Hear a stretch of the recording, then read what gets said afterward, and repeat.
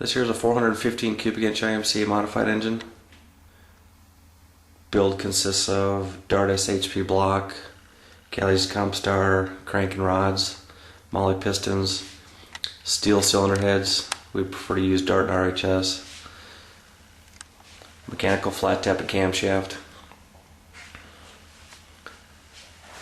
Stage 2 cylinder heads, basic port work, bowl work, combustion chamber work, untroubled the valves, our performance 4 to 5 angle valve job. This motor is currently running on gas, 750 carburetor. This motor makes 604 horsepower and 559 foot-pounds of torque. Customer requested a soft tune-up. This motor has a lot more power potential, although customer is driving on a dry slick track. Makes it very tough to control, so we tamed it way down, but it has the capable of making well over 640 horsepower. We'll make a couple dyno pulls, show you the graph of what it does on gas, the torque and horsepower. It's a very smooth motor.